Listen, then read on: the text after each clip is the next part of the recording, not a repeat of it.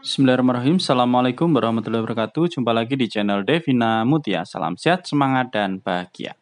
Bagaimana kabar adik-adik? Tetap semangat ya untuk belajar. Dan untuk kesempatan kali ini akan kita lanjutkan pembahasan dari buku beneran Bu Pena untuk SD atau MI kelas 6 ya, jilid 6A.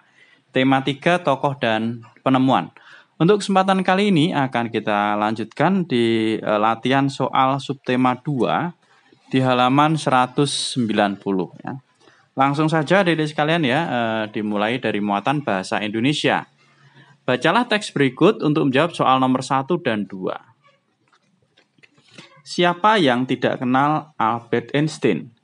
Dia adalah seorang fisikawan populer yang lahir pada tahun 1879 di Jerman. Einstein merupakan ilmuwan teori relativitas yang menemukannya. Pada saat sekolah, Einstein dikenal sebagai seorang yang pemalu. Banyak yang bilang bahwa ia menderita kelainan pada saraf otak sehingga sulit membaca. Keluarganya khawatir Einstein tidak dapat mengikuti pembelajaran, namun ia tidak menyerah. Sumber dari dokumen penerbit. Oke. Untuk nomor 1, pemilihan kata yang tepat untuk memperbaiki kata bercetak tebal adalah, nah ini bukan bercetak tebal ya adik-adik sekalian ya, bercetak miring. Nah ini yang saya garis ini. Jadi ada kata banyak yang bilang, harusnya yang betul adalah banyak yang mengatakan. Jadi nomor 1 jawabannya adalah yang A. Lanjut kita ke soal nomor 2. Perbaikan penulisan kalimat bercetak tebal agar menjadi kalimat efektif adalah, lah ini yang bercetak tebal ini ada di sekalian ya. Ilmuwan teori relativitas yang menemukannya. Kalau kita baca di sini agak janggal ya, agak gimana. Nah, penulisan kalimat efektif yang benar ya, harusnya kita tulis ilmuwan yang menemukan teori relativitas. Coba kita baca ya dari awal. Einstein merupakan ilmuwan teori relativitas yang menemukannya. Nah, ini kan harusnya menemukannya kan rasanya tidak enak. Beda kalau kita baca ini ya. Einstein merupakan ilmuwan yang menemukan teori relativitas. Jadi Einstein itu adalah seorang ilmuwan yang menemukan teori relativitas. Lanjut ke nomor 3. Ciri-ciri dari kalimat efektif yaitu, lah ciri kalimat efektif apa? Ini di materi di depan ada, tapi di sini sudah saya tuliskan juga adik-adik sekalian ya. Ciri-ciri dari kalimat efektif adalah nih. Yang pertama menggunakan kata-kata baku dan yang kedua terdiri atas struktur kalimat yang berurutan dan bermakna logis. Lanjut ke soal nomor 4, bacalah kalimat berikut. Dedi telah sejak kecil bermain alat musik biola. Perbaiki kalimat tersebut menjadi kalimat efektif. Oke ya, kita perbaiki menjadi kalimat efektif. Kira-kira jadinya seperti apa? Lah ini ya. Jadi jawabannya adalah sejak kecil Dedi telah bermain alat musik biola. Lanjut ke soal nomor 5. Tuliskan ciri-ciri kalimat efektif. Ini hampir sama kayak nomor 3 ya, cuman saya tambahkan 1 adik-adik sekalian ya. Jadi yang pertama tersusun secara sistematis dan mudah dipahami. Kemudian yang B, menggunakan kata-kata baku. Dan yang ketiga yaitu struktur kalimat berurutan dan bermakna logis. Itu untuk soal nomor 5. Kita lanjutkan ke muatan IPA.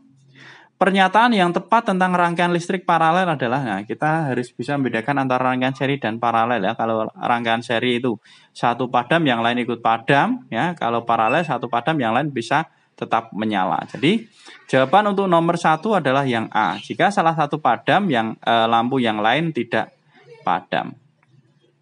Lanjut ke soal nomor 2, perhatikan gambar berikut. Hal yang terjadi jika lampu 3 padam adalah lampu 3 di sini. Nah, padahal aliran listriknya itu kalau rangkaian paralel di sini juga masih bisa. Ini masih bisa kalau di sini padam. Maka kalau lampu 3 padam, di sini lampu 1 dan 2 tetap menyala. Jawabannya yang C. Lanjut ke nomor 3, pada rangkaian paralel komponen listriknya tersusun secara bercabang ya. Jawabannya bercabang.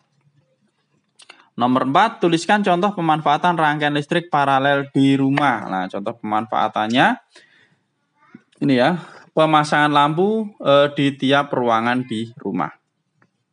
Tuh, kita lanjut ke nomor 5. Gambarlah sebuah rangkaian listrik paralel. Selanjutnya tuliskan apa yang terjadi jika salah satu lampu pada rangkaian tersebut padam. Oke, di sini akan saya gambarkan terlebih dahulu adik-adik sekalian. Yuk kita gambar bersama ya. Oke, kita gambarkan saja di sini ya. Gambar rangkaiannya seperti apa. Jadi intinya ada sumber tegangan ya, jelas. Kita gambar baterai dulu. Nah, anggap aja ini baterainya. Ya, ini sumber tegangannya, kemudian ini rangkaian listriknya. Nah, ini kabelnya sebagai konduktornya. Di sini kita gambar ada lampu. Karena rangkaian paralel, nah kita gambarkan satu lampu lagi. Oke, anggap aja ini lampu 1, lampu 2 ya. Boleh dibolak-balik ya. Kemudian ini sumber tegangannya, ini baterainya ya. Kemudian kalau mau ditambah saklar boleh ya Adik-adik sekalian ya. Ya, ini kalau mau tambah saklar di sini misalnya dikasih tambahan saklar. Nah, ini anggap aja ini saklarnya. Jadi ini adalah saklar. Kemudian ini baterai, yang ini lampu. Nah, ini ya contoh rangkaian paralel sederhana. Ya. Kemudian jika salah satu lampu pada rangkaian tersebut padam, apa yang terjadi? Nah, kalau misalnya lampu di sini lampu 1 padam. Jika lampu 1 padam, maka lampu 2 tetap menyala. Ya, ini ya. Jadi kalau lampu 1 padam, lampu 2 tetap nyala karena aliran listriknya, aliran arusnya itulah sini.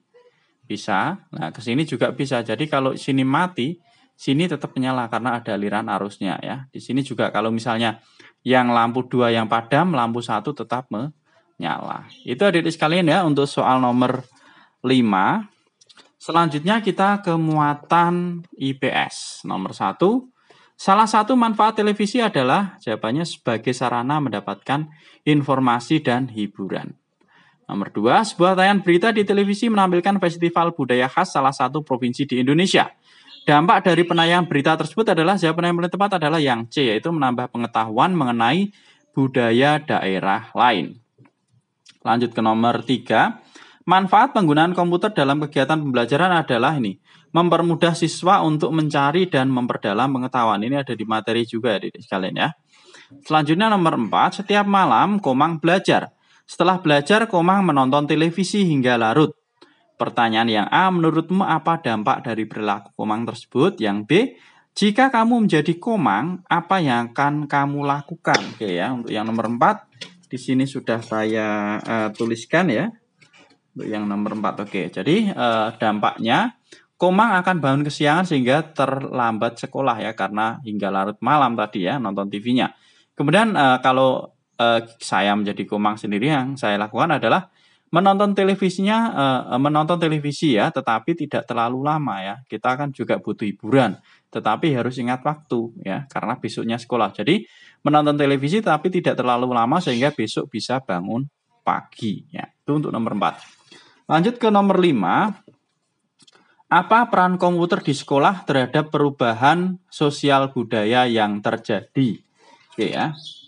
Jadi kalau dulu siswa mendapat ilmu pengetahuan hanya dari buku, sekarang dengan adanya komputer bisa mencari dan memperdalam melalui komputer dan tentunya lebih mudah ya dengan adanya komputer ya, apalagi internet ya.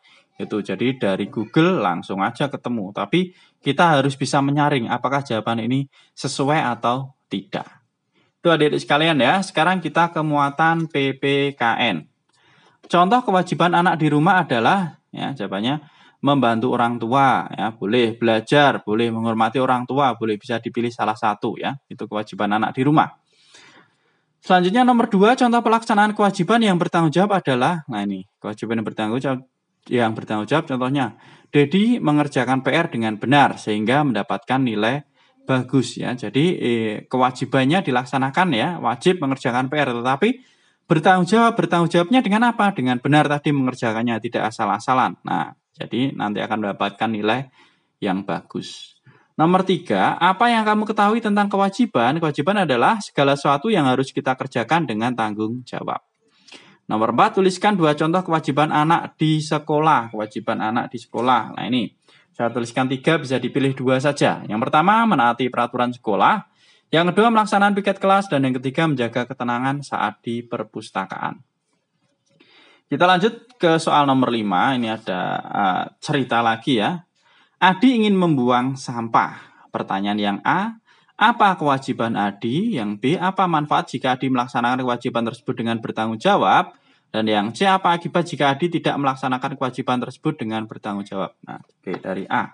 Kewajiban Adi yaitu membuang sampah pada tempatnya. Nah, kalau Adi sudah membuang sampah pada tempatnya atau bertanggung jawab, akibatnya apa? Lingkungan akan menjadi bersih. Kemudian yang C, kalau misalnya Adi tadi tidak bertanggung jawab, apa yang terjadi? Lingkungan akan menjadi kotor dan tidak enak dipandang. Itu adik sekalian ya.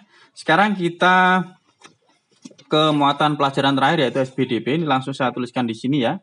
Yang pertama, nada-nada mi ke la itu memiliki jarak interval nada, jawabannya yang B yaitu 2,5. Kemudian nomor 2, nada-nada yang memiliki interval nada 1,5 adalah ini ada sebenarnya untuk nomor 1, 2 sampai 3 ini ada di halaman 155 ya.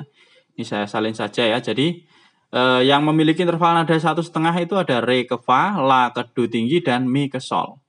Kemudian nomor 3, tuliskan contoh nada yang memiliki interval nada 2. Ini do ke mi, fa ke la, sol ke si. Nomor 4, contoh nada yang memiliki interval nada 2,5. Ini ada do ke fa, re ke sol, mi ke la, kemudian sol ke do tinggi.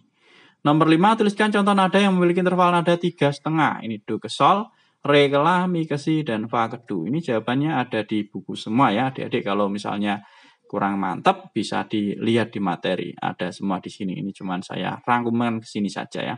Oke, mungkin sampai di sini dulu ya untuk pembahasan tema 3 latihan soal subtema 2. Nah, jadi yang masih ketinggalan pembahasan sebelumnya bisa dilihat di playlist Bu Pena kelas 6. Terima kasih yang sudah subscribe ya, semoga bermanfaat ya, dan yang belum subscribe bisa subscribe terlebih dahulu ya di channel Devina Mutia. Saya rasa cukup sekian dan saya akhiri. Wassalamualaikum warahmatullahi wabarakatuh.